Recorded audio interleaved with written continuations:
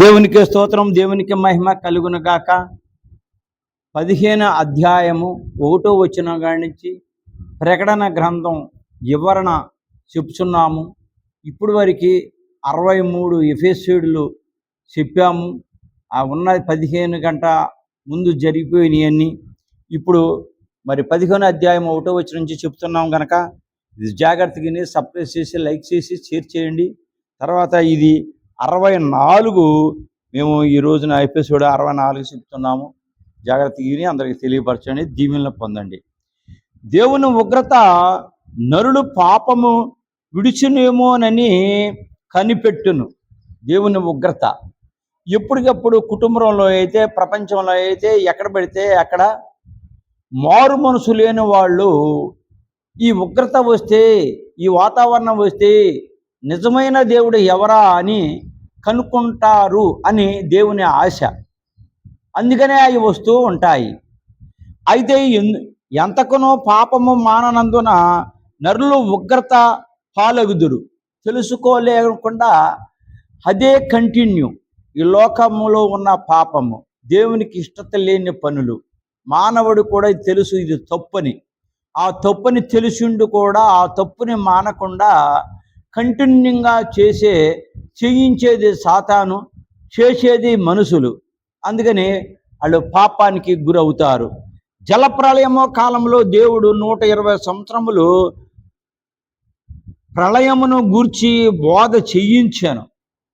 నోవాహ గంట ముందు జల ప్రళయం వస్తుంది, ఇదంతకు మునిగిపోతుంది, మారు మనసు పొందండి, విచ్చలవిడిగా తిరుగుతున్నారు, నిజమైన దేవుని కనుక్కోండి, కోట మంది దేవుళ్ళు లేరు, దేవుడు ఒక్కడే, ఆ దేవుడు యెహోవా తండ్రి. మీరు చూడండి, మీతో కనబడితేనే మాట్లాడతాడు, మాట్లాడిన తర్వాత అతన్ని మీరే నమ్మండి, అంతేగాని ప్రతిదాన్ని కూడా మీరు నమ్మకండి అని 120 సంవత్సరములు నోవాహ కాలం కంట ముందు ఘోరమైన ప్రచండ వాక్యం జరిగినా కూడా ఎవ్వరూ వినలేదు గనక, నోవాహ కుటుంబం ఒక్కటే నిలబడింది గనక దేవునికి ఉగ్రత వచ్చి ఓడని సిద్ధం చేయమని ఆ ఓడలోనికి నోవాహను ఆ కుటుంబరాన్ని పెట్టి, జంతువులు ఎన్ని చచ్చిపోతే రేపొద్దున వచ్చే జనానికి ఏమీ కనిపించమని జంతువులు కూడా ఓడలోని రెడీ చేసి, ఈ రోజున ఆ ఓడ కమ్యూనిస్ట్ వాళ్ళు అయితే దేవుడు లేదు అని నిర్ధారణ ఇంకా గొప్పగా చెప్పుకున్నారు. వాళ్ళు ఈ రోజున ఇదే దారి పలానా చోట ఉంది ఓడ అని టూరిస్టుకి చూపిస్తున్నారు. అయినను వారు మారనందున ఉగ్రతకు అప్పగించాను. వాళ్ళు మార్పు రాలేదు, దేవునికి ఉగ్రత ఆగలేదు. దేవుని ఉగ్రత ఆగితే ఆకాశ భూమి తల్లకిందులైపోతుంది. అదే పరిస్థితి ఆ రోజున అక్కడ జరిగింది. నోవాహ చెప్పి ఊరుకొని ఎంతకాలని చెబుతాము? మేమైనా నోవాహ అయినా ప్రవక్తలైనా చెబుతున్నాము. ఆదివారం నాడు ఏం చెప్తున్నాము? అందరూ రావాలి అని అంటున్నాము. ఇది మన సంఘానికే కాకుండా ఆంధ్ర మొత్తం తెలియపరిచేలాగా మనం యూట్యూబ్లో పెడుతున్నాము. కొంతమంది చూస్తున్నారు, కొంతమంది చూడడం లేదు, కొంతమంది అర్థం అవ్వడం లేదు అంటున్నారు. ప్రకటన గ్రంథం అంత ఈజీగా అర్థం అవుతే నన్ను ఎందుకు చెప్పమంటారు? అంటే నేను అంత గొప్పవాడిని అని కాదు, అది నేను రాశాను గనక, దేవుడు నాకు వివరణ చెప్పాడు గనక నేను అది ప్రకటిస్తున్నాను. 65 పుస్తకాలకి సంబంధం లేదు. అలాగే ఈ కాలంలో కూడా ప్రభు బోధకులను పంపి తెలియజేయును. ఈ కాలంలో కూడా బోధకులను పంపి, ఆ రోజుల్లో టూరిస్ట్గా తిరిగి బోధ చేసేవాళ్ళు, ఇప్పుడు కూడా బోధ చేసేవాళ్ళు చేస్తూనే ఉన్నారు. మిగిలిన వాళ్ళు దేవుణ్ణి ప్రార్థించి దేవుని బోధ చేస్తే ఎక్కడికక్కడ కొట్టడం, చంపటం, ఇవన్నీ రాకడగా గుర్తులే ఉన్నవి. మమ్మల్ని మాత్రం ఒక చోటకైతే తిరగలేరు, తిరుగుతారు, 2 చోట్లకైతే తిరుగుతారు. యూట్యూబ్లో అయితే ప్రపంచం మొత్తం వెళుతుంది. అంత దేశం మీరు తిరగలేరు గనక ఇది ప్రకటించమన్నారు గనక ప్రకటించాము. పోయిన 63 ఎపిసోడ్లో కూడా సమస్తము ఉన్నది. మన సాక్షి ద్వారా మాట్లాడును, జ్ఞానము ద్వారా మాట్లాడును. మనస్సాక్షి, మన మనస్సాక్షి ద్వారా మాటలు మాట్లాడటం మనం గ్రహించగలము. జ్ఞానము ద్వారా మాట్లాడును. ఈ జ్ఞానం ద్వారాగా మేము మాట్లాడుతున్న దేవుడిచ్చిన జ్ఞానం ద్వారాగా మీరు కూడా పరిశుద్ధాత్మ సంపూర్ణులై వినాలి. సిల్లిగా అన్నీ విన్నట్టు వింటే ఈ అర్థం అవ్వదు.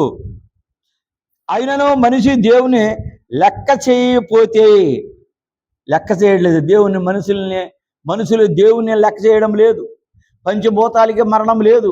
పంచభూతాలు కూడా దేవుడు అంటే గడగడగడగడలాడుతున్నాయి. బుడగ లాంటి మానవుడి జీవితం. ఈ జీవితాన్ని కన్ను మూస్తే మన్ను పాలైపోయి ఈ మట్టి శరీరం ఉన్న మనుషులు దేవుని లెక్క చేయడం లేదు.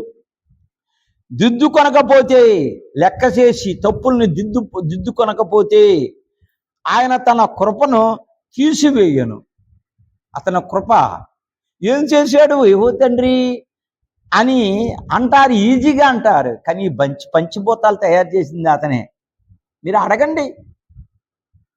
వెనకాల మా తాతలు మా ముత్తాతలు వీటినే కొలిశారు, ఆడనే కొలుద్దాము అన్న లెక్కలు కాదు.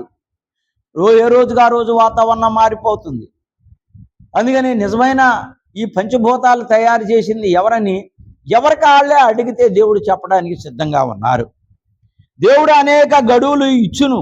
ఇంకా మార్పు వస్తారేమో యూట్యూబ్లో పట్టుకొని యేసు ప్రభు దేవుడు కాదు. 3 మేకులు పీకోలేనివాడు దేవుడా? 3 మేకులు కాదు, 300 కోట్ల మేకులు కొట్టినా సరే అతను ఈజీగా నోటి మాటతో తీయగలడు. అర్థం చేసుకోవాలా? అపార్థం చేసుకుంటున్నారు. మన పాప క్షమాపణ అతని రక్తం కావాల, పరిశుద్ధమైన రక్తము. ఆ పరిశుద్ధమైన రక్తము మన పాప విమోచన. క్రైస్తవులనే భారతదేశంలో చిన్న చూపు చూస్తున్నారు. యెరూషలేములో క్రైస్తవులనే అందరికంట ఎక్కువ జాతి, ఇక్కడ మాత్రం తక్కువ జాతిగా చూస్తున్నారు. అది తప్పు. అందరికంట రాజులకు రాజు జాతి క్రైస్తవులే.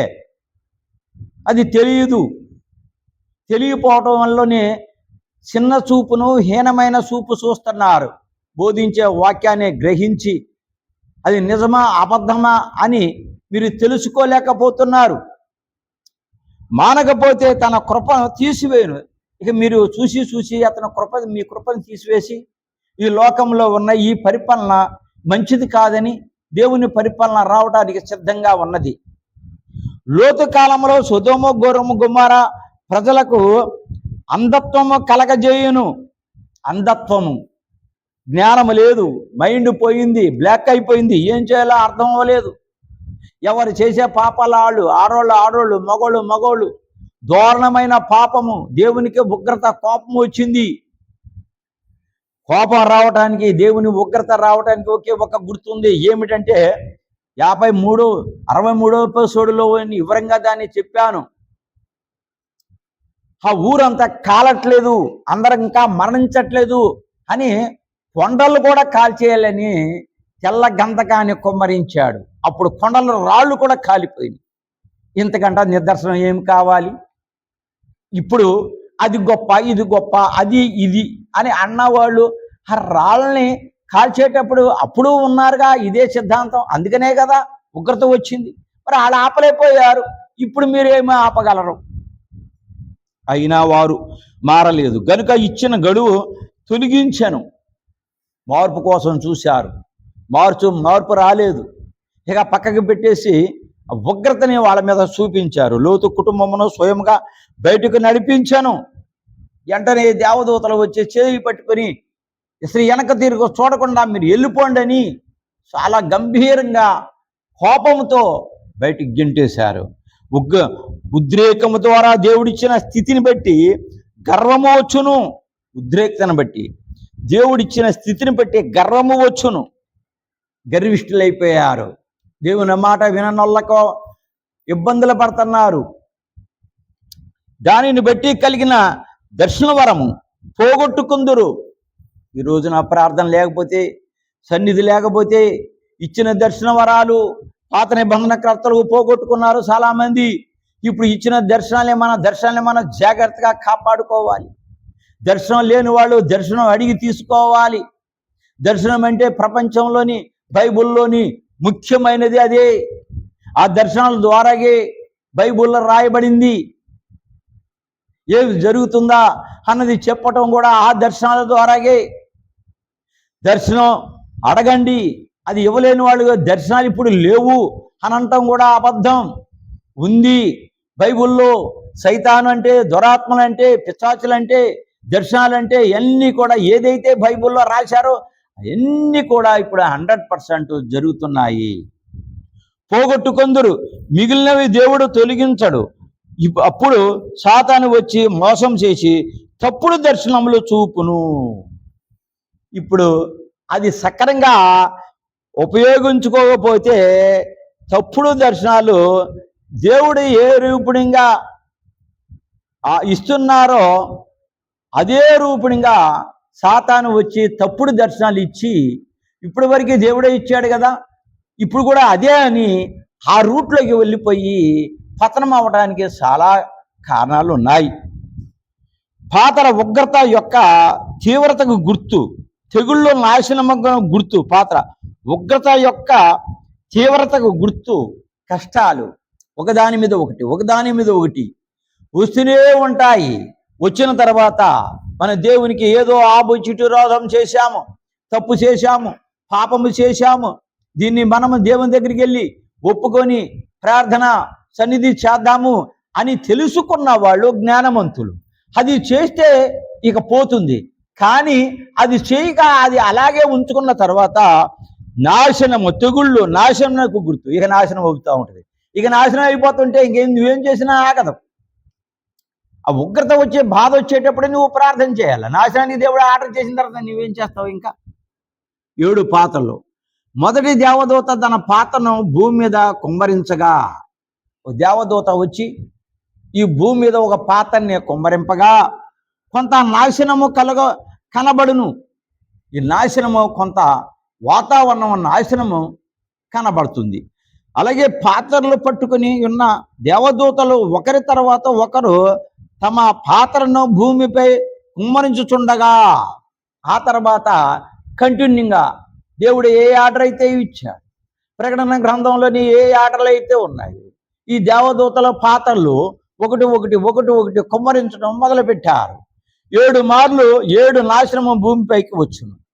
7 సార్లు కుమ్మరించేటప్పటికి 7 సార్లు నాశనం ఈ భూమి మీదకి వస్తుంది. ఆశ్చర్యకరమైన ఒక సూచన, పరలోకములో స్ఫటిక సముద్రము ఉండెను. స్ఫటిక సముద్రం ఎక్కడ ఉన్నది? పరలోకములో ఉన్నది స్ఫటిక సముద్రము. మొన్నటి వరకు గాజు సముద్రం కోసం చెప్పాము, ఇప్పుడు స్ఫటిక సముద్రం కోసం చెబుతాము. ఇది అగ్నితో కలిసి ఉన్నట్లు ఉండేను. ఈ స్ఫటిక సముద్రము అగ్నితో కలిసి ఏకత్వంగా ఉండేటట్లు ఉండును.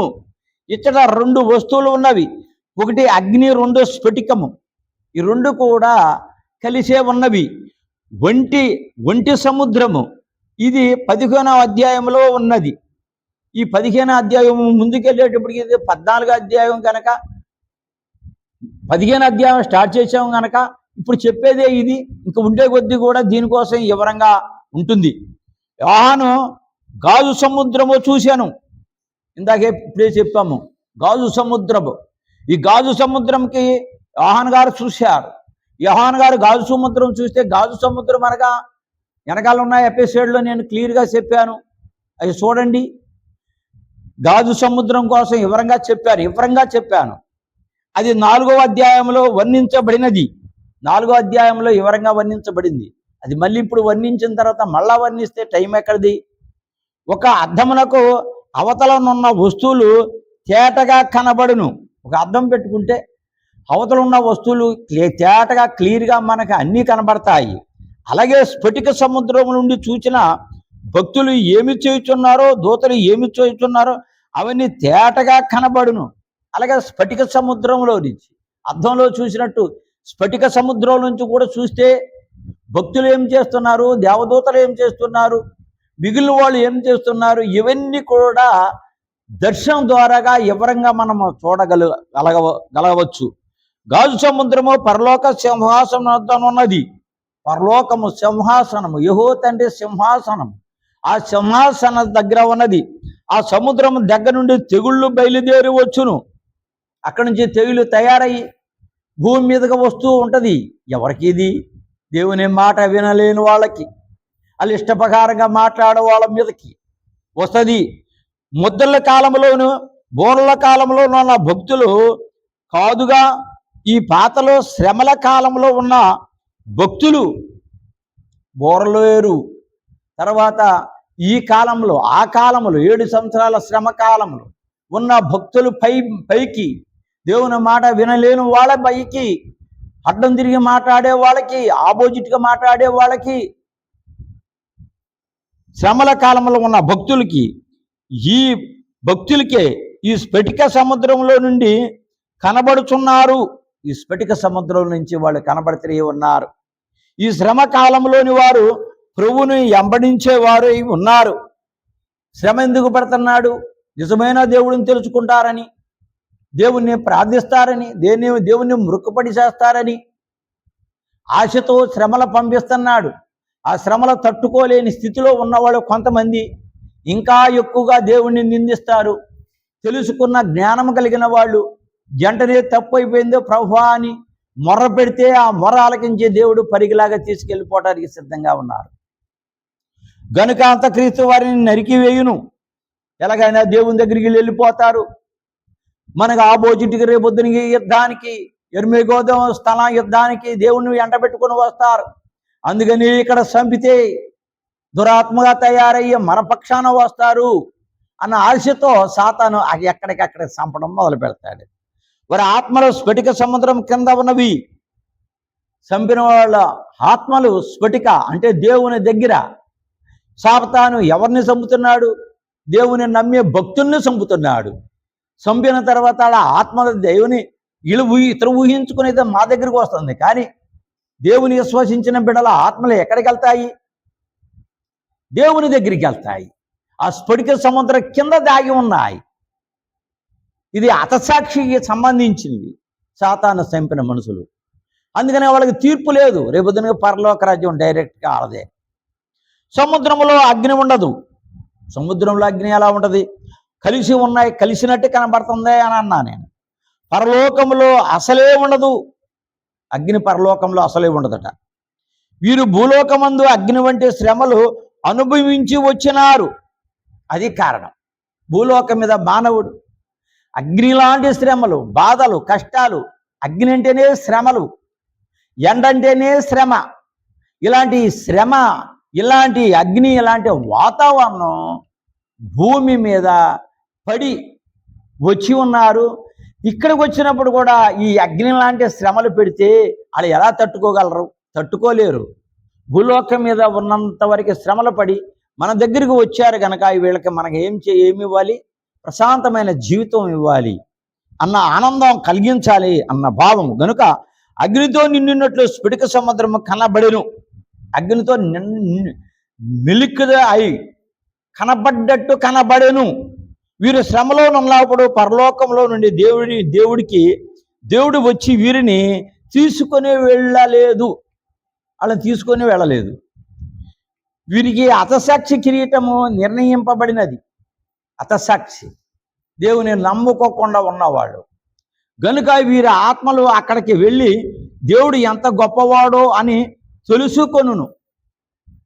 ఆత్మలు వెళ్ళి ఒకడే దేవుడు, ఆ దేవుడే యెహోవా తండ్రి, అతను తప్ప ఈ లోకంలో ఎవరు లేరు, మనం పొరపడ్డాము అని చెప్పి తెలుసుకోగలరు.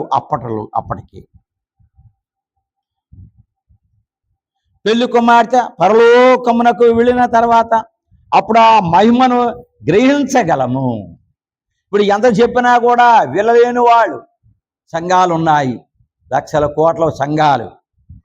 వాళ్ళందరూ కూడా ఏది బోధిస్తున్నారే అదే కరెక్ట్ అనుకుంటున్నారు. ఆ బోధ సాతాను కూడా వెనకాల నాట్యం చేస్తే కొంతమంది బోధకులు నాట్యం చేస్తున్నారు. సాతాను సిల్లీ మాటలు చెప్పి సిల్లిగా మాట్లాడితే, సిల్లిగా బోధకుడు మాట్లాడితే నవ్వులాటుగా బోధ చెబుతున్నారు. 12 మంది శిష్యులు కానీ, తర్వాత యేసు ప్రభు కానీ ఎక్కడ సిల్లీగా మాటలు చెప్పలేదు, ఎక్కడ జనాన్ని నవ్వించలేదు. మీరు రాకడికి సిద్ధపడండి, పెళ్లి కుమార్తెకి సిద్ధపడండి, రాకడ వచ్చినప్పుడు మీరు భూమి మీద మిగలకూడదు, పరలోకము రండి అని కన్నీరు కార్చండి, తండ్రి పాదాల దగ్గర పట్టుకోండి, సన్నిధి చేయండి అని బైబుల్లో ఉన్నది. కానీ సిల్లిగాను గంతులేయటానికిను ప్రజలను నవ్వించడానికినో తోళ్ళను నాటానికి గుళ్ళోకి రావాల్సిన అవసరం లేదు. అది ఇంటికాడ సీరియల్ను సినిమాలు అవి చూసుకుంటే, జోకులు చూసుకుంటే అక్కడ హాయిగా నవ్వచ్చు. బైబుల్ బోడంతా ఉంది. ప్రకటన గ్రంథం బోడెన్ని సంవత్సరాలు ఉన్నా చెప్పొచ్చు, పరమగీత అని బోడెన్ని సంవత్సరాలు చెప్పొచ్చు.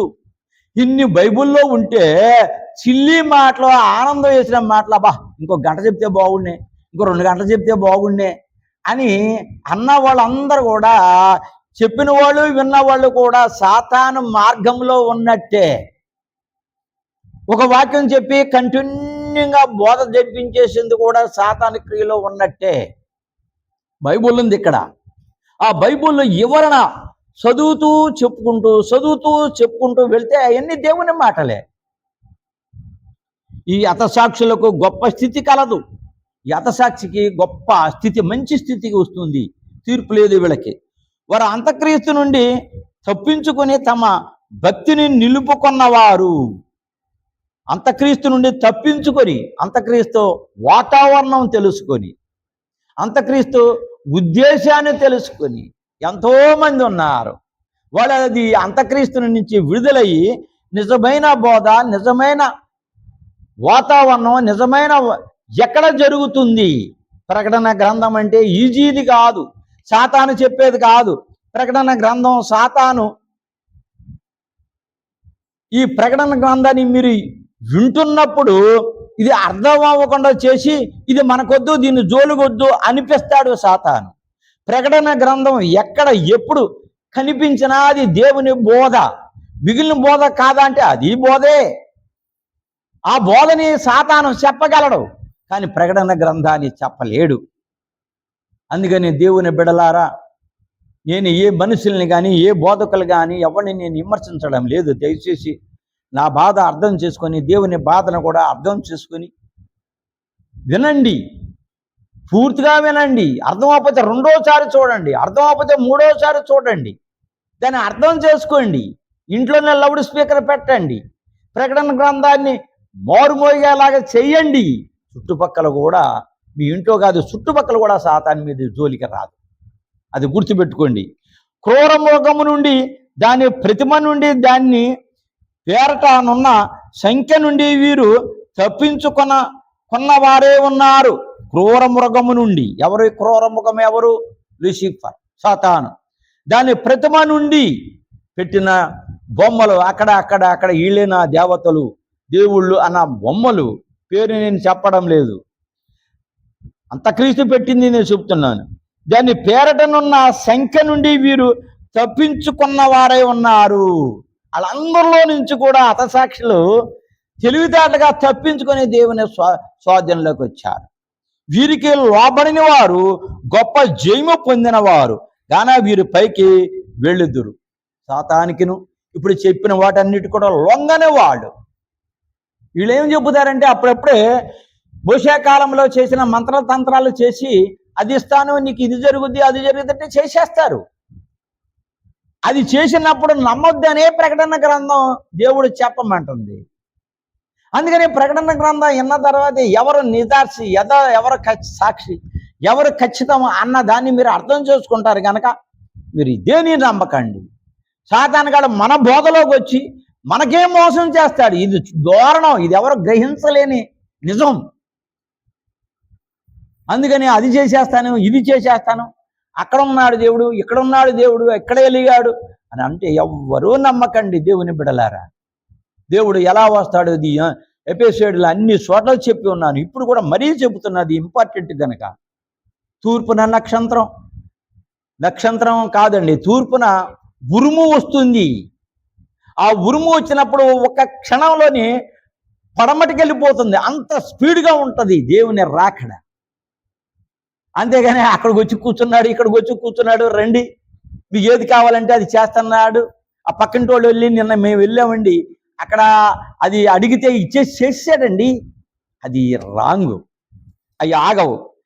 సేవలు రెండు, ఒకటి అనేకుల కొరకు ప్రార్థన చేయుట ఒక రకమైన దేవుని సేవ, అనేక రకములు అందరి కోసం. రెండు, గుడిలోనికి వెళ్ళి సేవ చేయుట కూడా సేవే. అందరి కోసం ప్రార్థించటం సేవే, గుళ్ళోకి వచ్చినప్పుడు సేవ చేయటం కూడా ప్రార్థనే. వీరు శ్రమలో జయము పొందినామని వీణలో వాయించుట కూడా సేవయే. జయము పొందాము, సాక్ష్యాలు, సేవ. గనుక పరలోకంలో వీరు కీర్తనలో పాడిరి. పైకి వెళ్ళిపోయిన తర్వాత పాటలు కట్టి కీర్తనలు చక్కగా పాడి ఉన్నారు, పాడుతున్నారు. ఇప్పుడు అవి ఒకటి మోసే కీర్తన. ఇశ్రాయేలు ఐగుప్తు దేశం నుండి వేల కొలదిగా వచ్చిరి. ఐగుప్తు నుండి ఇశ్రాయేలు జనం తప్పించి, ఆ బాధలోని ఆ శ్రమలో నుంచి మోషే తప్పించి అడవిలోకి తీసుకొచ్చారు, కానాను దేశానికి నడిపించారు. అరణ్య మార్గంలో వారు ప్రయాణమైపోతుండగా ఐగుప్తులు వారికి తరిమినందున ఎర్ర సముద్రం వారి కొరకు పాయలే మార్గము సరళము చేయబడెను. వెనకాల ఐగుప్తు జనం, ఎదురు చూస్తే సముద్రం. మోషే మీద గుణుకున్నారు. మోషే ప్రార్థన చేయగా నీ కర్ర సాపమన్నాడు, 2 పాయలైంది. ఇప్పుడు ఇశ్రాయేలు జనం ఎవరిని నమ్ముకొని ఆ సముద్రంలో నడిచారు? నెంబర్ 1 దేవుని నమ్ముకున్నారు. నెంబర్ 2 మోషే ప్రార్థన నమ్మారు, నమ్మి నడిచారు. ఎవరు నడిచారు? ఐగుప్తు జనం నడిచారు. అయితే ఐగుప్తు కాదు, ఇశ్రాయేలు జనం, యూదులు ఇశ్రాయేలు జనం నడిచారు దేవుని మోషేని నమ్ముకుని. తర్వాత ఐగుప్తు జనం ఎవరిని నమ్మారు? వాళ్ళు వెళ్ళిన మార్గాన్ని నమ్మారు, కానీ దేవుని నమ్మలే, మోషేని నమ్మలే. పైపెచ్చు వాళ్ళని చంపి వెనక తీసుకురావడానికి వెళ్ళారు గనక వాళ్ళు ఎవరిని దేవుని నమ్మలేదు గనక లోనికి వెళ్ళేటప్పుడు వాళ్ళు ఒడ్డెక్కారు, వీళ్ళందరూ కలిసిపోయారు. ఈ శవాలు ఇశ్రాయేలు జనం అక్కడ ఒడ్డును తేలితే చూసి భయాందోళన చెందారు. అందులో ప్రవేశించిన ఐగుప్తుల సముద్రములు మునిగి మరణించిరి. మరి ఇప్పుడు చెప్పేవాళ్ళందరూ ఏమయ్యారు? అక్కడ ఆపచ్చు కదా. ఐగుప్తు జనం వెళ్ళినప్పుడు అప్పుడు అక్కడ లేరా జనం? అక్కడ బోళంత మంది ఉన్నారు. ఐగుప్తు ఫరోరాజు అంటే శివస్వప్నం, అంత గొప్ప వ్యక్తి ఎవరు ఉండరు. సొలొమోను గుర్రాలు పంపించడానికి 5 ఐగుప్తే పంపించారు, రథాలు, గుర్రాలు. ఆస్ట్రేలియా గుర్రాలు అందానికి, ఐగుప్తు గుర్రంలో యుద్ధానికి తెలివైనవి. మరి అంత గొప్పవాళ్ళు ఏమైపోయారు? సముద్రంలో పడిపోయి మరణించారు. ఇప్పుడు శీలాలు బయటికి తీస్తున్నారు, రుజువులు ఉన్నాయి. వాళ్ళెవరు, వీళ్ళెవరు? అసలు దేవుడే కాదు. ఏమిటి ఈ మాటలు? ఈ సందర్భంగా మిర్యాము ఈ కీర్తన పాడగా ఇశ్రాయేలులందరూ ఏకీభవించిరి. మిరియమ్మ, మోషే అక్కగారు అందరూ కూడా ఘనంగా పాడారు, ఆనందం తట్టుకోలేకపోయారు. ఇటు చూసి అటు చూసి ఎన్నో సిమెంటు, ఎన్నో రాళ్ళు, ఎంతో పనివాళ్ళు చేసిన ఆ అడ్డగోడలు కూడా ఆపలేని నీరుని దేవుని ఒక్క మాటతో నీరే ఆగిపోయింది, అడ్డగోడలాగా నిలబడ్డాయి. ఆ ఆనందాన్ని తట్టుకోలేక బహుగా ఆనందంగా పాడారు. 400 సంవత్సరాల కిందట ఈ కీర్తన దొరికినది. ఇది వారికి ఆత్మ తండ్రియే అందజేశాను. అక్కడ మర్చిపోయారు కీర్తన. మళ్ళా తర్వాత 400 సంవత్సరాల క్రితం దేవుణ్ణి అడగా మళ్ళీ ఆ కీర్తన నడిపించినావా నాడి సముద్రమున దేవ అన్న కీర్తనలు మళ్ళీ మొదలు పెట్టారు. గొర్రెపిల్ల కీర్తన. ప్రభువు సైతాను యొక్క దాసత్యము నుండి, 2వ మరణమును, నరకం నుండి విమోచించాను. సైతాను యొక్క దాసత్వము నుండి, ప్రభువు సైతాను యొక్క దాసత్వము ఎక్కడ? ఐగుప్తులో సాతాను ఇశ్రాయేలు జనాన్ని ఎంత బానిసత్వంగా చేసుకుందో, ఎంత చిత్రహింసలు పెట్టిందో. ఆ ప్రభు సాతాను యొక్క దాసత్వము నుండి, 2వ మరణము, నరకము నుండి విమోచించను. 2వ మరణం ఏమిటి? నరకము. ఆ నరకము నుండి కూడా దేవుడు తప్పించాడు. ఎలా తప్పించాడు? నరకం. అక్కడ ఉంటే దేవుని నమ్ముకోకుండా వాళ్ళు మరణిస్తే నరకానికి వెళ్ళిపోతారు గనక అక్కడి నుంచి నడిపించారు. వాళ్ళందరూ కూడా బాప్తిస్మము సముద్రంలోనే ఆ స్నానం చేసినట్టు ప్రకటించబడింది. ఈయన కూడా విమోచకుడై ఉన్నాడు గనుక ఈయన రెండో మనిషి. ఆ మొదటి మనిషి ఐగుప్తు దాస్యత్వం నుండి ఎర్ర సముద్రం నుండి విడిపించాను. ఆ దాసత్వం నుంచి ఎర్ర సముద్రం నుంచి ఇశ్రాయేలు జనాన్ని విడిపించారు. శరీర సంబంధమైన లోక సంబంధమైన అన్ని మేళ్ళు కలిగించాను. శరీర సంబంధమైన లోక మేళ్ళైన ఆహారము, అడవిలోని మన్నా, దేవదూతలు తినే మన్నా, ఇవన్నీ కూడా కల్పించాడు దేవుడు. సంపూర్ణ విమోచన విడుదల కలిగించాను. సంపూర్ణమైన విడుదల, సంపూర్ణమైన మేళ్ళు దేవుడు కలిగించి వాళ్ళని కనాను దేశానికి నడిపించారు. దేవుని బిడలారా, ఇది విని బహుగా ఆనందించండి. అర్థం అవ్వకపోతే దయచేసి రెండోసారో మూడోసారో చూడండి, అర్థమవుతుంది. షేర్ చేయండి, సబ్స్క్రిప్షన్ చేయండి, తర్వాత మరి లైక్ చేయండి. తర్వాత ఇది 64వ ఎపిసోడ్. మరి తర్వాత నెక్స్ట్ మళ్ళా మీకు పంపుతాము, తప్పనిసరిగా చూడండి. చిన్న ప్రార్థన.